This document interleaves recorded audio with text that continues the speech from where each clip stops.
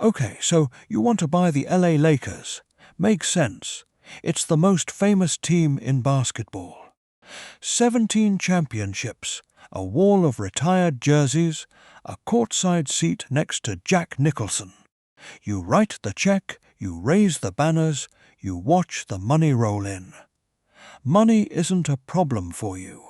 You've already decided. But here's the strange part.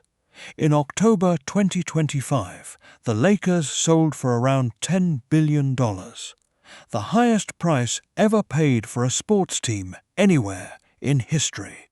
The buyer was Mark Walter, the man who already owns the Dodgers. Now, here's the number nobody puts on the highlight reel. That $10 billion business earns about $170 million a year. I'll let you do the math. That's a cash return under 2%. A savings account beats it. You just bought the worst yield money can buy, and one of the best investments on the planet. Both things are true. That's the whole video. By the end, you'll know exactly what a controlling stake costs, and where the Lakers sit on the menu of teams you could buy. You'll know where $551 million a year actually comes from, and why the Lakers hand away money that other teams keep. You'll know why you lose money every single year you own this thing. And you'll know the trick, how you get rich off a team that bleeds cash. But first, what does a seat at this table even cost? Because NBA franchises come in tiers and they are wildly different businesses. The cheapest thing on the menu is a small market team. The Portland Trail Blazers sold in 2025 for $4.25 billion. That's the budget option. $4 billion. Move up. The Boston Celtics, 18 championships, the most in the league, went for $6.7 billion in 2024. Keep climbing. The New York Knicks, a team that hasn't won a title since 1973, is worth about $9.75 billion. For losing in Manhattan. And then you reach the top shelf. The Lakers at $10 billion. The Golden State Warriors, the single most valuable team in the league, at $11. So you pick the Lakers. $10 billion, the most expensive check in the history of professional sports. Here's the part that should sting. In 1979, a chemist named Jerry Buss bought this exact team for $67.5 million. You're paying $10 billion for the thing he got for $67 million. Hold on to that number. It comes back. You've signed. The banners are yours. Now, where does the money actually come from? Here's the mental model. The Lakers are not a basketball team. The Lakers are a television show that occasionally plays basketball. The cameras are the business. The building is a rental. The basketball is just the content that fills the airtime. Look at the revenue, $551 million a year, and media is the engine.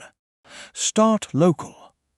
The Lakers have a 20-year deal with Spectrum Sportsnet, signed back in 2012, worth around $3 billion total. That's roughly $150 million a year, just for the local broadcast rights.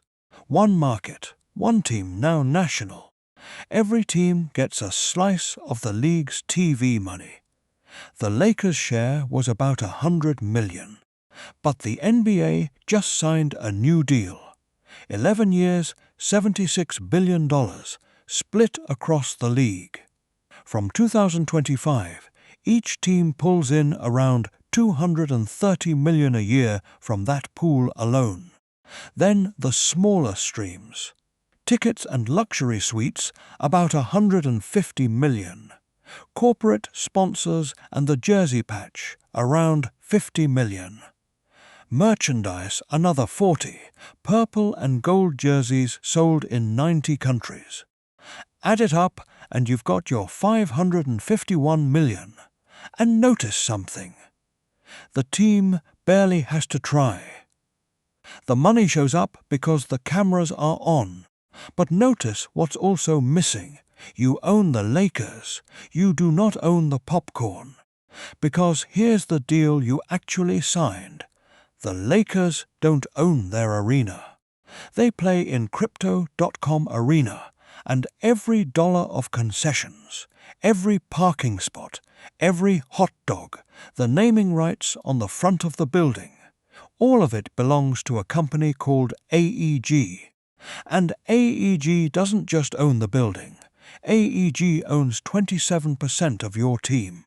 So the deal is done. You've shaken hands. And here comes the bill for the first day of ownership. The roster. Your players cost $188 million a year in salary. But you spent big, you went over the league's spending limit, so you also owe a luxury tax. $53 million on top. That's $241 million in cash. On the players alone, before anyone laces up a shoe, keep going. Coaches, trainers, scouts, the front office, $30 million. The arena lease and maintenance, call it $10 to $20 million. Team travel, private planes for 82 games, plus playoffs, $5 million. Marketing, another 10. Lawyers, insurance, the back office, 10 more.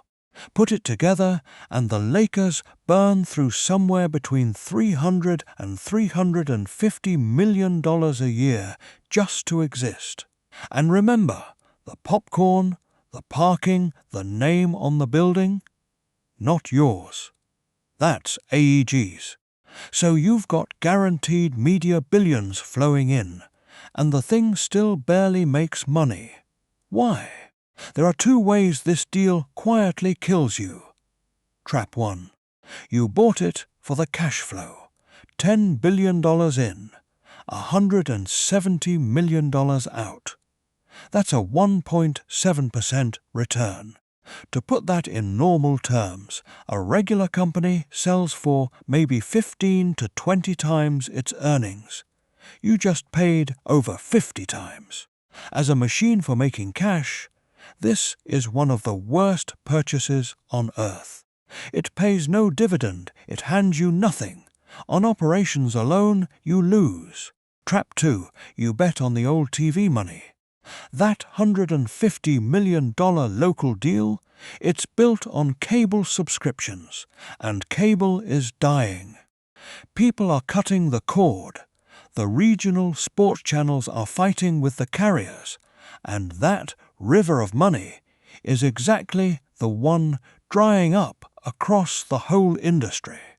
Worse, because you're a big market team, the league makes you share. You keep only about half of your national media money. The rest gets shipped to the small market teams. You build the audience. You split the check. And in 2027, the players renegotiate their contract with the league, and they'll want a bigger cut too. So who buys a business like this? Not somebody who needs it to make money. Which brings us to the family that actually understood the game. Meet the Buss family. In 1979, Dr. Jerry Buss paid $67.5 million for the Lakers. He turned them into Showtime, into a dynasty, into the most glamorous brand in American sports. He died in 2013, and the team passed to his children, his daughter Jeannie running it as governor. Then, quietly, they started selling. In 2021, Mark Walter bought about 27%, and in 2025 he bought control, at that $10 billion valuation. $67 million turned into $10 billion over 46 years. But look closely at what happened. The family that built it sold it. Genie kept about 15% and the title of governor. The Bussers spent 4 decades turning 67 million into 10 billion and then handed the keys to a richer man. That's the tell. Even the people who won this game the hardest eventually cash out.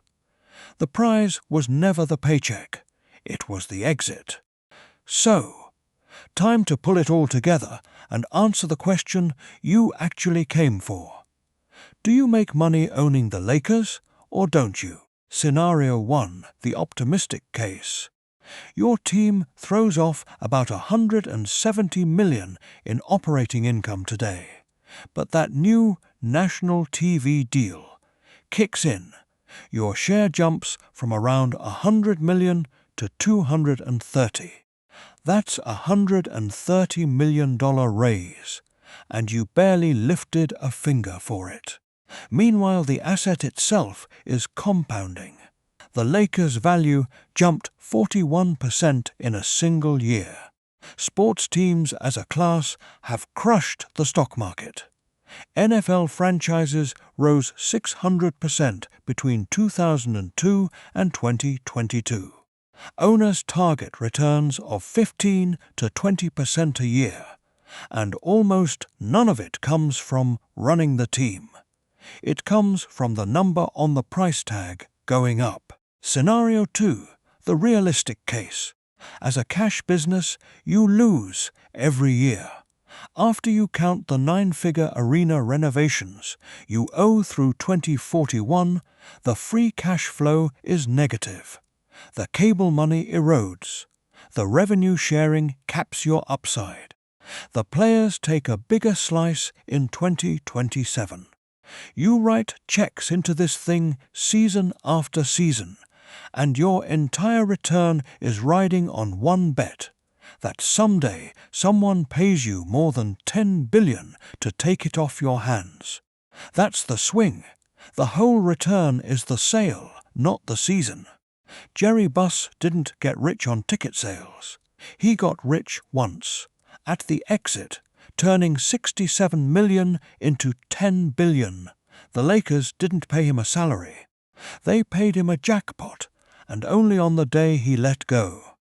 So if you do decide to buy the LA Lakers, just remember what you're actually buying. You are not buying a business. A business makes money, and this one loses it every year you run it. You're buying 3 things.